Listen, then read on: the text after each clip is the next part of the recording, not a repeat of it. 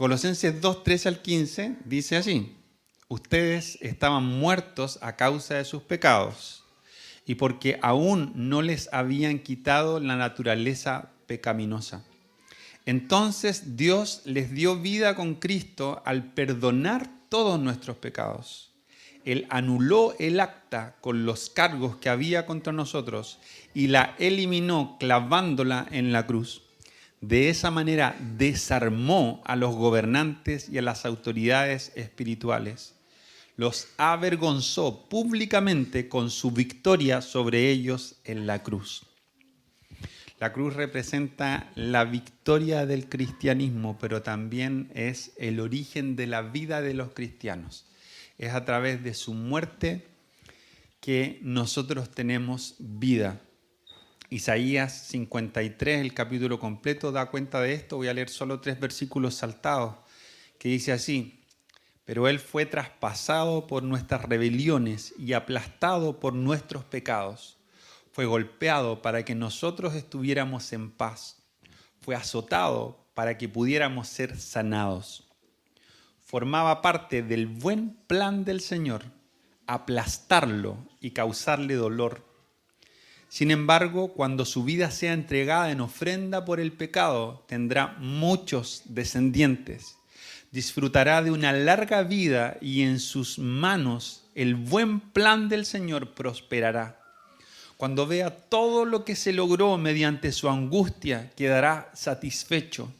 Y a causa de lo que sufrió, mi siervo justo hará posible que muchos sean contados entre los justos, porque Él cargará con todos los pecados de ellos. Es el intercambio glorioso que ocurre en la cruz el que nos vivifica.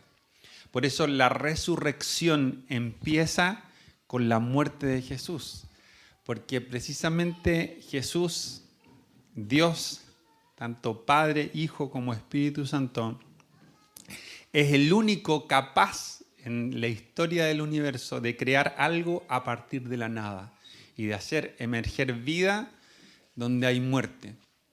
Jesús en la cruz nos vivifica a nosotros y nosotros hemos comenzado a estar vivos espiritualmente cuando a partir de la revelación de la cruz decimos sí al regalo que Jesús nos da. Entonces,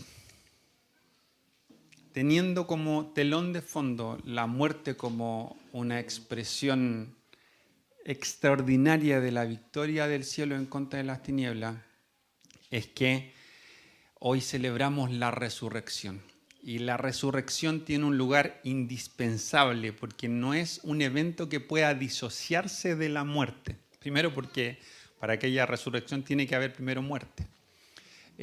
Pero también porque la resurrección es el testimonio que valida primero el hecho de que Jesús era efectivamente el Hijo de Dios en cuanto a su divinidad, no solo en su humanidad, que ya quedó totalmente revelada y manifestada en todo el tiempo que Él estuvo entre nosotros, sino su divinidad, y también la validez de su mensaje.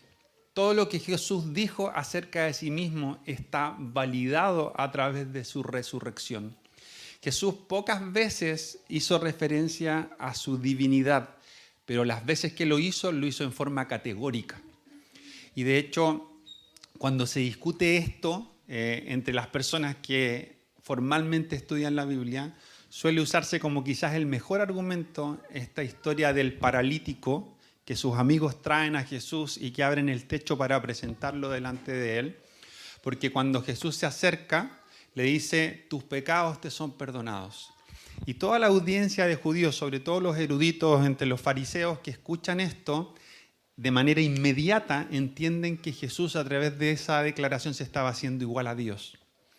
Porque solamente Dios puede perdonar pecados. Y eso era algo que un judío letrado tenía muy, muy claro. ¿Y por qué los eruditos usan este pasaje? Porque está en el Evangelio de Marcos. El Evangelio de Marcos es el evangelio menos cuestionado de todos, porque fue el primero en ser escrito y probablemente fue usado como fuente incluso para escribir al menos Mateo y Lucas. Entonces hay más referencias. En el caso del Evangelio de Juan vemos la divinidad de Jesús retratada de una manera extraordinaria. Y podemos decir que vayamos al libro, que vayamos en el Nuevo Testamento, la divinidad de Jesús salta una y otra vez con letras muy grandes y muy claras, tanto en los mismos evangelios, hablando Jesús acerca de sí mismo, como el testimonio de la iglesia posterior a su resurrección. Pero lo que sella las declaraciones de Jesús de manera absoluta y le pone como el sello de aprobación del cielo de que lo que Jesús dijo acerca de sí mismo como el Hijo de Dios era cierto, es precisamente la resurrección. Nosotros creemos, ¿cierto? Y abrazamos esto de que Jesús es el Hijo de Dios, 100% hombre, 100% divino.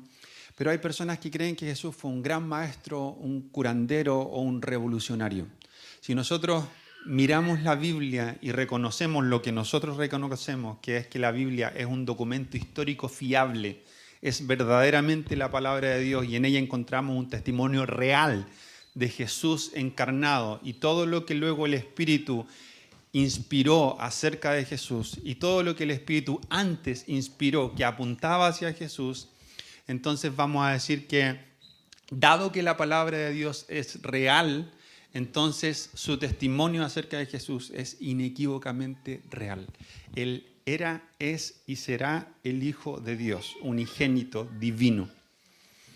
Y la resurrección es tan crucial que Pablo lo expresa así en 1 Corintios. Él dice, si Cristo no ha resucitado, si nosotros creemos que la resurrección es solo un aspecto de la fe, como a veces creemos respecto de ciertos elementos morales de la fe, como a veces de repente hacemos este mal ejercicio, pobre ejercicio de creer que yo puedo ser cristiano como a mi manera y decir la verdad, pero robar ocasionalmente. Ser bueno para algo y ser malo para otro algo. Y permitirme ese algo en lo que soy malo como bueno, pero compenso por otro lado.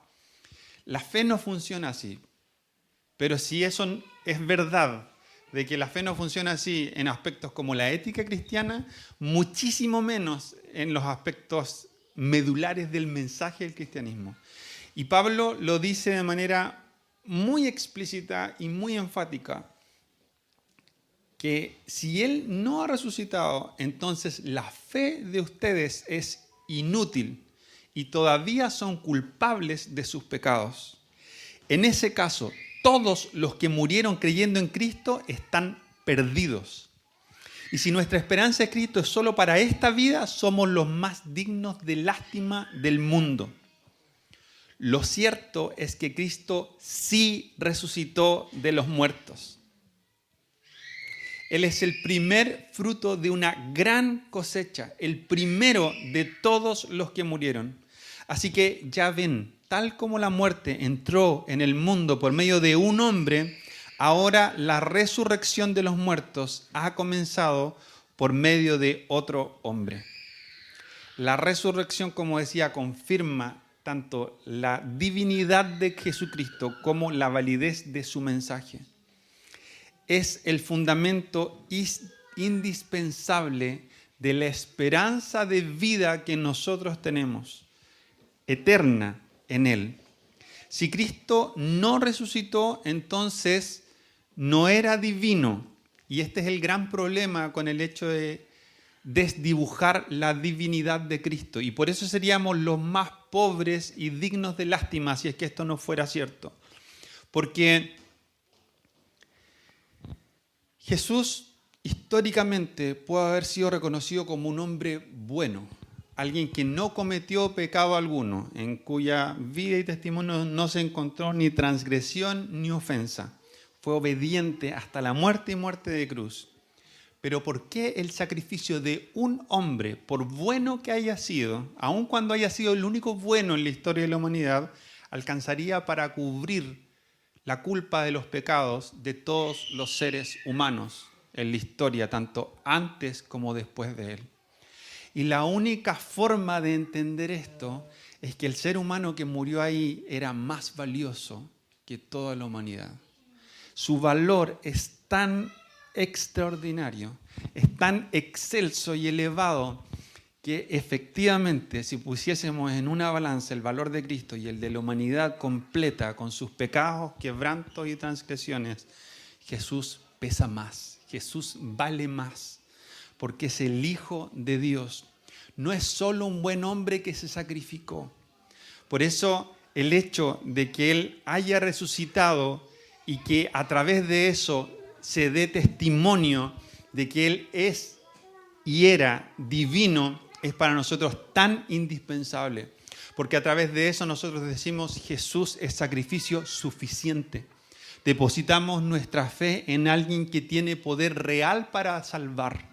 No depositamos nuestra fe basada en un buenismo, en alguien que fue admirable, que fue o que sigue siendo y representa un tipo de héroe, sino que es el único sacrificio posible que hizo que para nosotros estuviese disponible hoy la vida. Es indispensable por esto mismo el hecho de que Jesús haya resucitado y de esa forma validar esta condición. En Colosenses 1:27 dice, pues Él quería que su pueblo supiera que las riquezas y la gloria de Cristo también son para ustedes, nosotros los gentiles, no judíos. Y el secreto es este: Cristo vive en ustedes. Esto les da la seguridad de que participarán de su gloria. Más reconocida esta misma porción es en la Reina Valera del 60, ¿cierto? Donde dice, Cristo en vosotros, la esperanza de gloria. Nosotros sabemos que así como hemos participado de su muerte al depositar nuestra fe en el sacrificio expiatorio de Jesús en la cruz, también vamos a participar de su vida en su gloria venidera. Y más todavía que eso, nosotros creemos además que esa gloria venidera ya ha irrumpido en el presente y podemos experimentar las primicias de esa gran y extraordinaria herencia. Y esto es tan importante y bacán porque pone en nosotros una perspectiva que enfatiza la esperanza. Y me acuerdo que la semana pasada dije que la semana antepasada predicaba 54 minutos y finalmente prediqué 51. No voy a hacer referencia a cuánto me voy a demorar hoy. Pero lo que quiero enfatizar hoy es lo que viene y con eso termino. Espero. Tiene que ver con la esperanza. La esperanza de gloria. La esperanza desde la perspectiva de aquellos que hemos creído en Jesús. Es un concepto radicalmente distinto y extraordinariamente poderoso en contraste con la esperanza de aquellos que no lo conocen. No nos estamos refiriendo a lo mismo cuando entre hijos de Dios hablamos de tener esperanza que cuando la gente dice, bueno, la esperanza es lo último que se pierde. Son cosas totalmente distintas. Es Jesucristo el que vive, el que resucitó, aquel que vive también en nosotros. Y nosotros vivimos a causa de Él. Y eso es nuestra esperanza de gloria, que la vida eterna ha sido inaugurada en nuestro interior a través de este acto, su muerte, su resurrección y nuestra aceptación por medio de la fe del regalo que imparte vida. La esperanza es la certeza de que Dios cumplirá en el futuro las promesas que nos ha hecho. La certeza absoluta de que Dios va a cumplir todo lo que nos ha dicho. Si tú has recibido una palabra de Dios proféticamente y esto ha sido confirmado y tienes un testimonio interno y tienes un testimonio de tu iglesia, de líderes, tú puedes tener la certeza de que en la medida en que tú dispongas tu corazón para obedecer, ni las tinieblas, ni lo alto, ni lo profundo, ni ninguna cosa creada va a poder apartarte de experimentar las cosas que Dios te prometió. Pero además tenemos esta certeza todavía más firme de que todo lo que está escrito en la palabra acerca de los hijos de Dios, respecto de nuestra herencia, respecto de nuestra identidad, respecto de nuestro destino, respecto de nuestro propósito, respecto del empoderamiento y autoridad que tenemos en Él, es verdad para todos nosotros y se va a cumplir sin que falte ni siquiera una coma. Porque así como Jesús, leí hace un ratito, al final de Juan dice, todo se ha cumplido. No solamente está dando testimonio de que su ministerio se ha cumplido a cabalidad, sino que también está revelando la manera en la que Dios lleva a cabo las cosas. A Dios no se le pasa nada.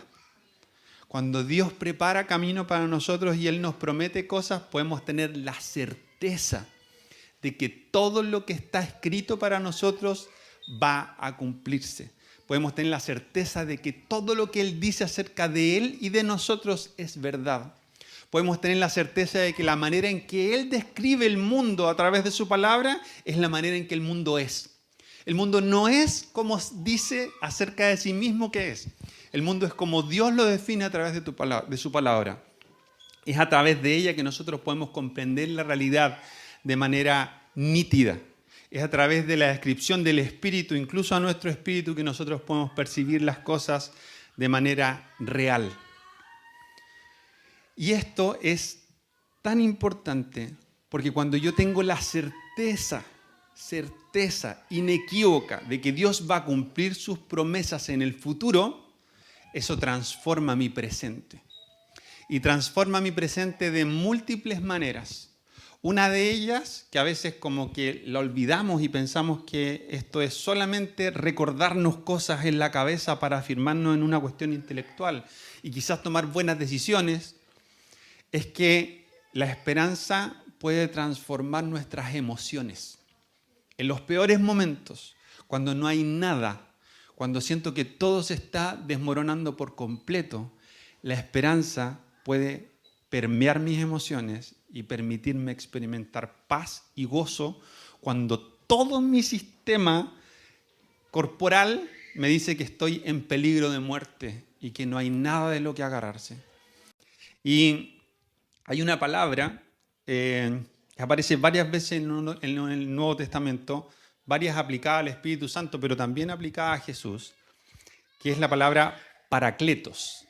Algunas traducciones nuevas de la Biblia no traducen la palabra porque la palabra es compleja, entonces en algunos lugares aparece traducida cuando se traduce como el consolador, cuando Jesús dice, Dios, les conviene a ustedes que yo me vaya porque el Padre enviará a otro consolador, está diciendo, enviará a otro paracletos. En otras palabras se traduce como abogado. Y la idea es un poco esta. La idea es una palabra del contexto judicial que hace referencia como a un testigo que viene a atestiguar en nuestro favor en el contexto de un juicio, pero al mismo tiempo está como a media entremezclada con el concepto de que nos defiende como un abogado. Yo me imagino, como a mí por lo menos me trae luz como para entender la trascendencia, me imagino estas películas de gángster en donde hay un testigo clave y que toda la película gira en torno a matar al testigo clave y hay alguien que lo defiende y combos, patadas, disparos, sangre. Y si el testigo clave no aparece, el juicio está perdido. Y el cabecilla, el gángster que está siendo juzgado, que no lo han podido pillar nunca, está invirtiendo todos sus recursos para que el testigo clave sea aniquilado antes de que pueda presentarse en el juicio. Y hace todos los esfuerzos, invierte todos sus recursos para que eso no ocurra. Y yo me imagino como el clímax de la película, en el momento en el que el juicio se está yendo a la B, que todos piensan incluso que el testigo murió y de repente el testigo aparece. Típico película gringa, me decía, para darle más dramatismo porque acá sería como más pobrecito. Así, la imagen se cumple en una película gringa porque el estrado así gigante, el jurado y las puertas de la justicia gigantes del lugar. Y aparece el testigo que además habían dado por muerto. Y la sola presentación de este testigo transforma absolutamente todo. porque Él atestigua en nuestro favor. Y esto tiene varias dimensiones, pero precisamente aquí es donde viene la parte que para mí es loca al retroceder y salirnos del aspecto legal, y es por qué esta palabra se traduce tantas veces como consolador. Por un lado, el Paracletos es el que nos justifica, es el que salva el juicio, es el que en definitiva aparece en el momento oportuno para que en nuestro favor dé un testimonio que nos exima de toda responsabilidad y culpa. Y eso tiene infinitas repercusiones, pero particularmente la repercusión de justificar, que es una de las imágenes de la salvación. Pero al mismo tiempo tenemos esta verdad extraordinaria que tiene mucho que ver con la esperanza. Y es que nosotros podemos tener testimonios de los momentos de la historia de nuestras vidas en las que Jesús apareció o el Espíritu de Dios apareció para consolarnos. Y de pronto yo puedo compartirle a alguien el testimonio de esto, y esto puede animar a otros, pero también va a haber algunos que no van a ser animados por mi testimonio, porque su dolor va a ser más grande que el que yo viví. Y en ese sentido, muchas veces me voy a quedar corto contando una historia acerca de la gloria, el poder, el amor, la ternura y las múltiples formas en que Dios aparece en medio del dolor para traer esperanza. Me voy a quedar corto porque mis experiencias pueden ser mucho más pequeñas que el dolor que tú estás viviendo ahora. Pero la Biblia dice que en Jesús no tenemos un sumo sacerdote que no entienda nuestro dolor, sino que tenemos a uno que sufrió todo lo que puede sufrirse. Y por lo mismo es uno que nos comprende y es uno que nos puede consolar. Por eso no importa si mi testimonio se queda corto para ustedes, que no se queda corto en el poder real de consolar cualquier cosa, es el Espíritu de Dios. Es el testimonio del Espíritu de Cristo. Él tiene el poder real para consolar cualquier cosa. Y esto no es un refugio de tontos, no es un escapismo de la realidad. Nosotros vivimos tensionados en estas dos cosas, en muchas cosas en realidad, pero en estas dos cosas en particular que tienen que ver con el asunto. Y es que todos experimentamos dolores mientras vamos caminando. Algunos autogestionados, ¿cierto? Otros de las tinieblas del mundo, pero hay dolor en medio de este mundo caído. Y nosotros oramos con fe, con la expectativa de que Dios en momentos puede transformar nuestra mente y en momentos puede transformar la realidad. Él nunca se queda corto, pero es soberano. El reino a veces irrumpe transformando la realidad, otras veces irrumpe transformando mi corazón. El punto es que en los distintos escenarios posibles, el reino se sigue manifestando una y otra vez, y Dios sigue mostrando su poder una y otra vez. Pero a pesar de la realidad del dolor, nosotros tenemos la posibilidad de tener nuestras vidas resguardadas en Jesús por sobre la realidad. A esto me refiero con que hay tensión, porque esto puede parecer un escapismo, como que yo pongo una canción de adoración para negarme de la realidad. Es tanto el dolor, es tan insoportable lo que estoy experimentando que la forma que tengo es arrancarme. Y una de las formas que tengo para arrancarme es adorando. Y una de las formas que tengo para arrancarme es orando o leyendo la Biblia. Eso no es verdad.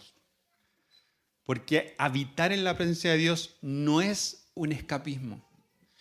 Hay tensión porque Dios quiere irrumpir en la realidad. El ministerio de Cristo es la evidencia más extraordinaria de eso. El Emmanuel, Dios encarnado. Él quiere irrumpir en la historia y transformarlo. Y eso es en la historia de la humanidad y eso es en tu historia y en mi historia. Dios siempre quiere encarnarse. Y sin embargo, la tensión está en que al mismo tiempo que Él quiere encarnarse en tu realidad, en tus problemas, contar la cantidad de los pelos que tiene tu cabeza, proveer para cada una de tus necesidades, responder incluso a tus suspiros ocultos, como decía David, aun cuando Él quiere inmiscuirse en la inmanencia de todas tus preocupaciones, también Él está por sobre todas ellas. Y en esa dimensión en la que Dios está por sobre todas ellas, nosotros podemos habitar junto con Cristo en los lugares celestiales y tener paz de verdad cuando todo se está desmoronando. Cuando todo está roto. Cuando humanamente no hay ninguna esperanza, nosotros podemos tener una esperanza que no defrauda.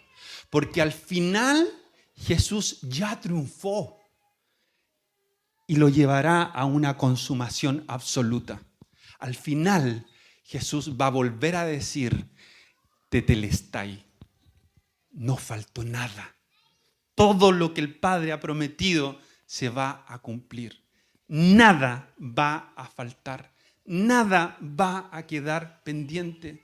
Por eso yo hoy puedo decir, mis circunstancias tal vez me abruman, pero la resurrección ya empezó.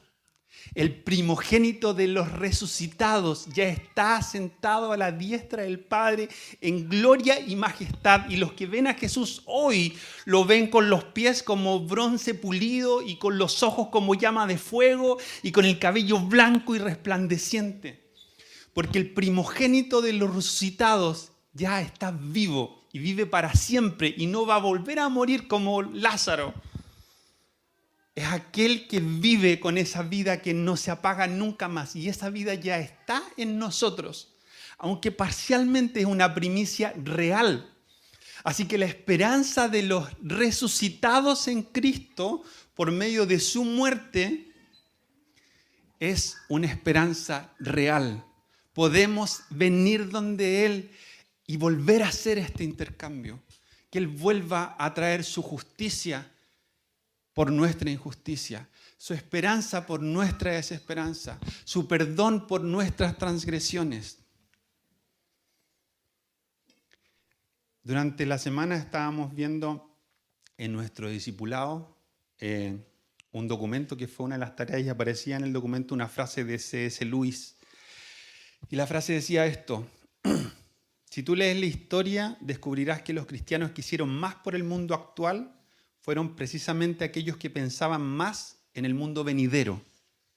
Desde que los cristianos han cesado en general de pensar en el otro mundo, se han vuelto más ineficaces en este. Esto nos niega que Dios se ocupa de nuestros dolores y nuestros quebrantos. Él quiere estar ahí para nosotros en eso. Pero no dejemos que nuestras circunstancias sean el protagonista de cómo percibimos la vida. Que ese sea el filtro que tenemos para interpretar la realidad. La realidad es estas dos cosas a la vez. Estamos encarnados en un mundo caído, pero somos ciudadanos del cielo. Habitamos juntamente con Cristo en los lugares celestiales. Y por lo tanto, cada vez que lo necesitamos, podemos recurrir a nuestra herencia en estos sentidos. Tenemos a un consolador eficaz. Eficaz. No importa el tamaño de tu dolor, la capacidad de su consuelo es más grande y es eficaz. Es real, es tangible, funciona. Todas las veces funciona.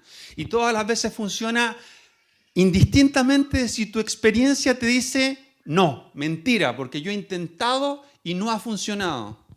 Es porque la Biblia te repite una y otra vez que el que permanece, el que busca, el que persevera, encuentra. El Salmo dice, alzaré mis ojos a los montes, ¿de dónde vendrá mi socorro? Pero mientras espero que mi socorro venga de Jehová, muchas veces voy y busco en otras fuentes consuelo. Busco en otras fuentes sanidad, busco en otras fuentes provisión. Mi hijo está enfermo y la llevo donde una machi. Después de orar, oro y espero. Pero mientras tanto hago otras cosas. Intento hacer otras cosas que traigan solución.